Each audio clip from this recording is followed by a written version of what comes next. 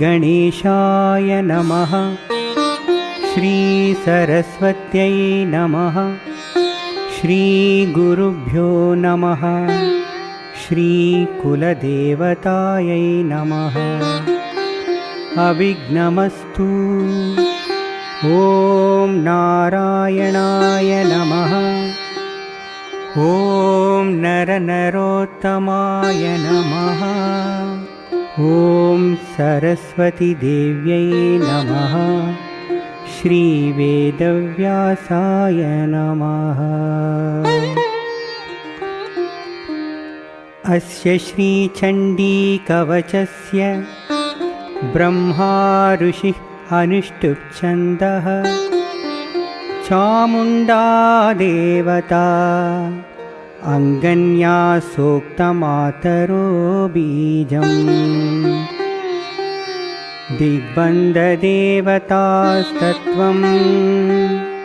श्रीजगदम्बा प्रीत्यर्थ सप्तशतीपाठाङ्गत्वेन जपे विनियोगः। ॐ नमः चण्डिकाय। मार्कण्डेय उवाच ॐ यद्गुह्यं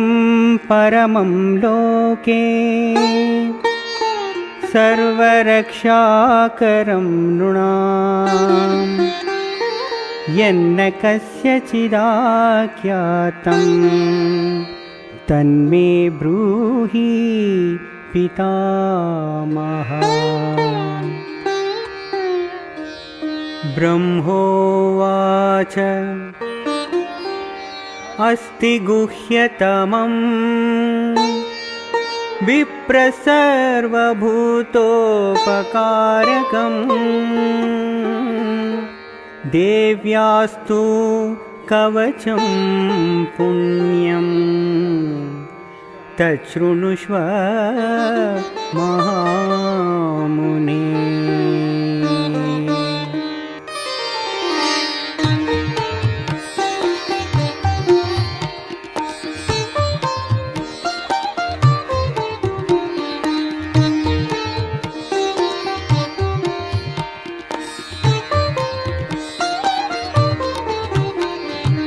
प्रथमं तैलपुत्री च द्वितीयं ब्रह्मचारिणी तृतीयं चन्द्रघण्टेति कूष्माण्डेति चतुर्थकं पञ्चमं स्कन्दमातेति षष्ठं कात्यायनीति च सप्तमं कालरात्रीति महागौरीति चाष्टमम्।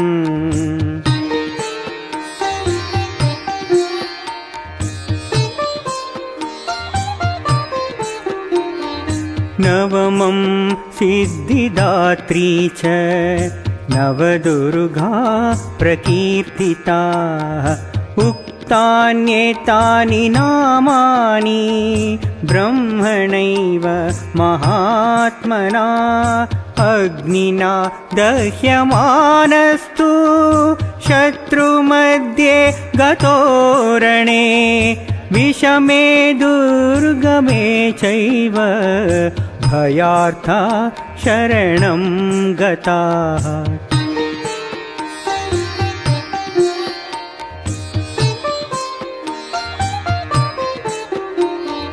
न तेषां जायते किञ्चित् अशुभं रणसङ्कटे नापदं तस्य पश्यामि शोकदुःखभयं नहि ऐस्तु भक्त्या स्मृतानूनं तेषां वृद्धि प्रजायते ये त्वां स्मरन्ति देवेशी रक्षसे तान्न संशयः।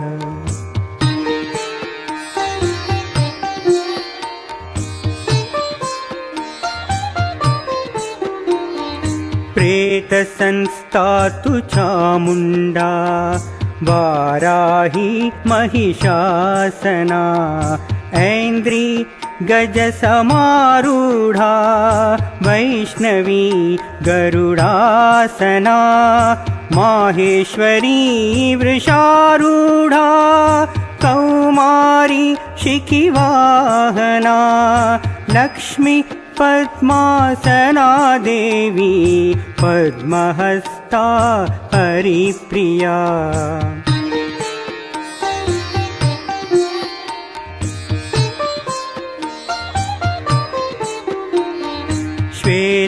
श्वेतरूपधरा देवी ईश्वरी वृषवाहना ब्राह्मी हंससमारूढा सर्वाभरणभूषिता इत्येता मातर सर्वयोगसमन्विता नानाभरणशोभाढ्या नानारत्नोपशोभिता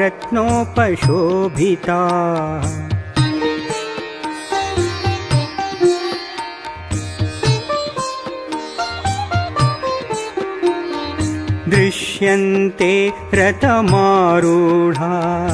देव्यः क्रोधसमाकुला शङ्खं चक्रं गदां शक्तिं हलं च मुसलायुधं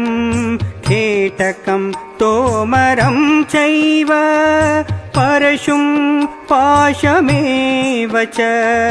कुन्तायुधं त्रिशूलं च शार्ङ्गमायुधमुत्तमम्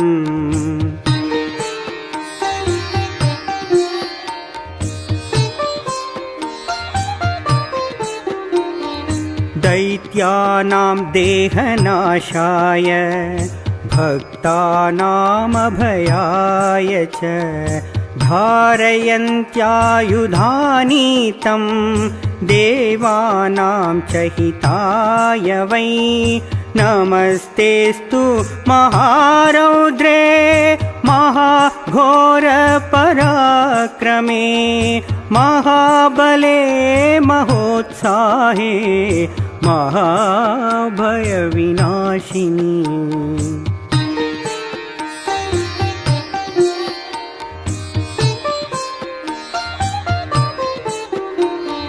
त्राहि मां देवि दुष्प्रेक्ष्ये शत्रूणां भयवर्धिनी प्राच्यां रक्षतु मामैन्द्री आग्नेयामग्निदेवता दक्षिणेवतु वाराही नैऋत्यां खड्गधारिणी प्रतीच्यां वारुणी रक्षेत् वायव्यां मृगवाहिनी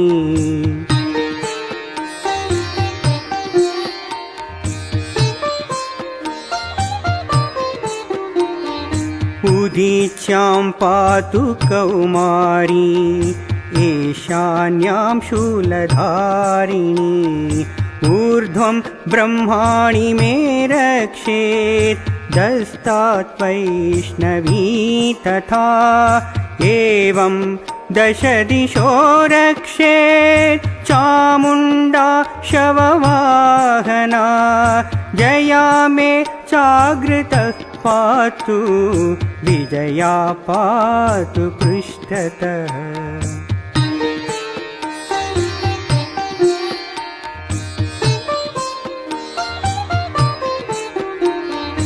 अजिता वामपार्श्वे तु दक्षिणे चापराजिता शिखामुद्योतिनी रक्षेत् उमामूर्धिन् व्यवस्थिता मालाधरी ललाटे च भ्रुवो रक्षेत् यशस्विनी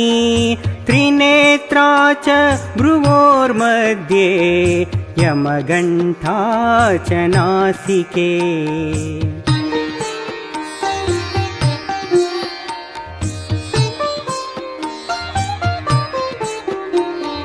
शङ्खिनी चक्षुषोर्मध्ये श्रोत्रयोर्द्वारवासिनी कपोलौ कालिकारक्षेत् कर्णमूले तु शाङ्करी नासिकायां सुगन्धा च उत्तरोष्टे च चर्चिका अधरे चामृतकला जिह्वायां च सरस्वती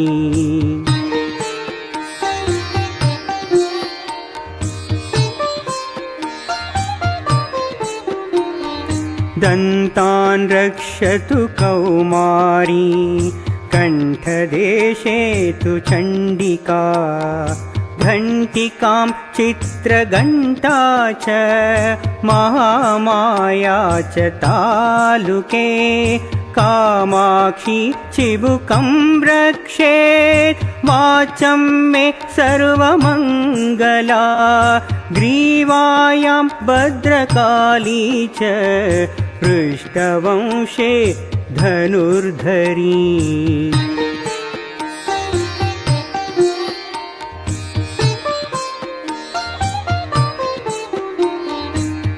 नीलग्रीवा बहिः कण्ठे नलिकां नलकूबरी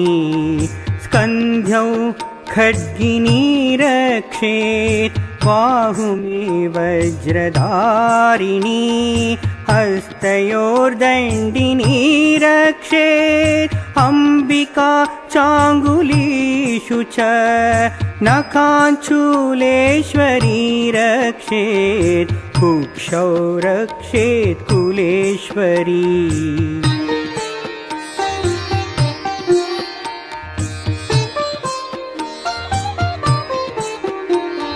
स्तनौ रक्षेन्महादेवी मनः शोकविनाशिनी हृदये ललिता देवी उदरे शूलधारिणी नाभौ च कामिनी रक्षेत् गुह्यं गुह्येश्वरी तथा पूतना कामिका मेढ्रं हृदे महिषवाहिनी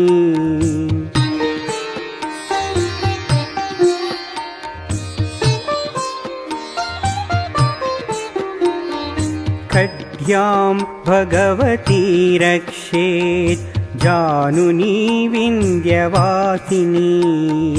जङ्गे महाबला रक्षेत् सर्वकामप्रदायिनी गुल्फयोर्नारसिंही च पादपृष्ठे तु तैजसी पादाङ्गुलीषु श्रीरक्षेत् पादादस्थलवासिनी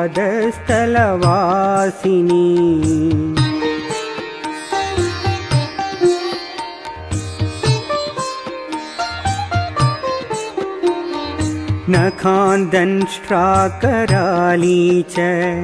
केशांश्चैवोर्ध्वकेशिनी रोमकूपेषु कौबेरी त्वचं वागीश्वरी तथा रक्तमज्जा वसामांसान्यस्ति मेदांसि पार्वती अन्त्राणि कालरात्रिश्च पित्त च मुकुटेश्वरी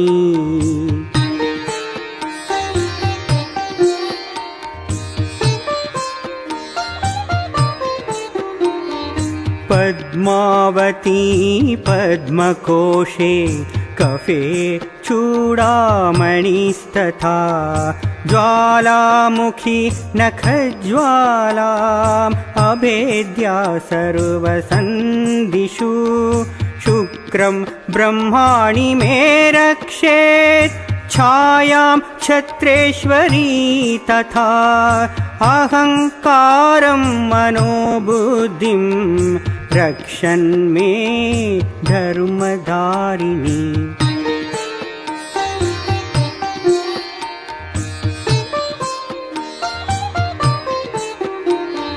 प्राणापानौ तथा व्यानमुदानां च समानकम् वज्रहस्ता च मे रक्षेत् प्राणं कल्याणशोभना रसे रूपे च गन्धे च शब्दे स्पर्शे च योगिनी सत्त्वं रजस्तमश्चैव रक्षेन्नारायणी सदा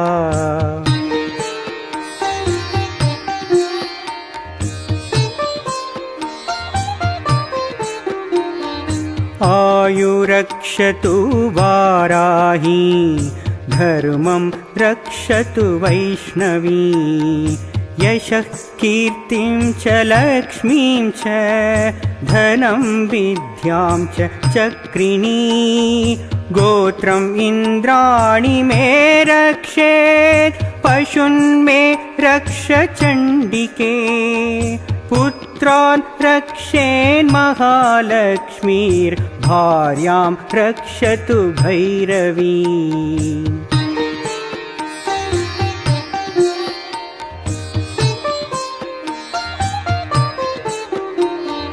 पन्थानं सुपथा रक्षेन् मार्गं क्षेमकरी तथा राजद्वारे महालक्ष्मीर्विजया सर्वतः स्थिता रक्षाहीनं तु यत्स्थानं वर्जितं कवचेन तु तत्सर्वं रक्ष मे देवी जयन्ती पापनाशिनी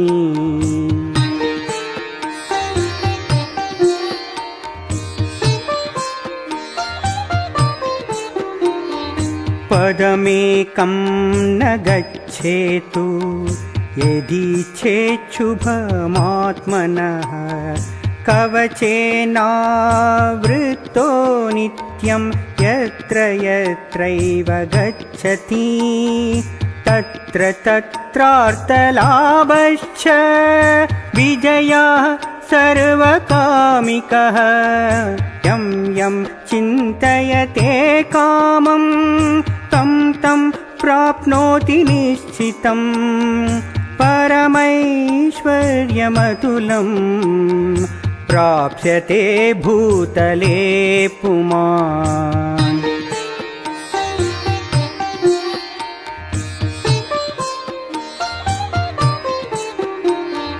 निर्भयो जायते मर्त्यः सङ्ग्रामेष्वपराजितः त्रैलोके तु भवेत् पूज्यः कवचेनावृतः पुमान् इदं तु देव्या कवचं देवानामपि दुर्लभं यः पठेत् प्रयतो नित्यं त्रिसन्ध्यं श्रद्धयान्वितः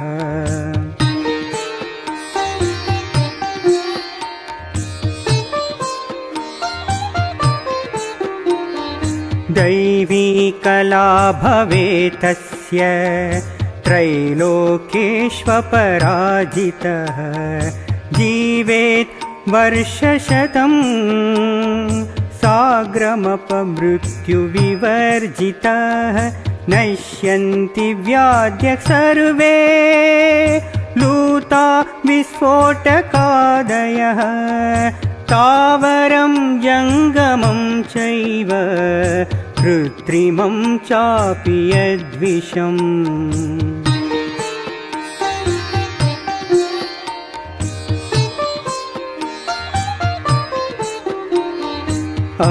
अभिचाराणि सर्वाणि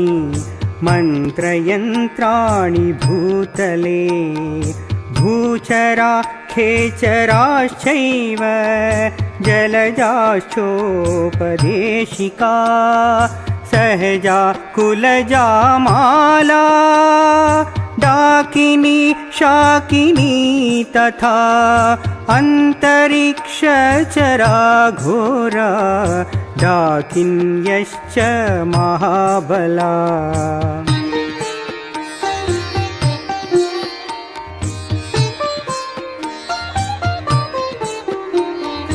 ग्रहभूत पिशाचाश्च यक्षगन्धर्वराक्षसाः ब्रह्मराक्षसवेताला कूष्माण्डा भैरवादयः नश्यन्ति दर्शनातस्य कवचे हृदि संस्थिते मनोन्नतिर्भवेत् राज्ञस्तेजो वृद्धिकरं परम्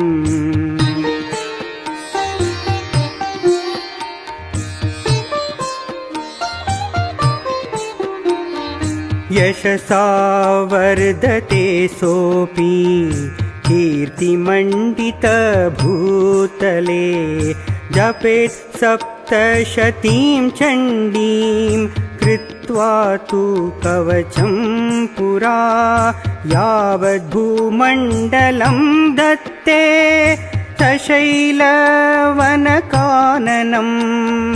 तावतिष्ठति मेदिन्यां सन्तति पुत्रपौत्रिकी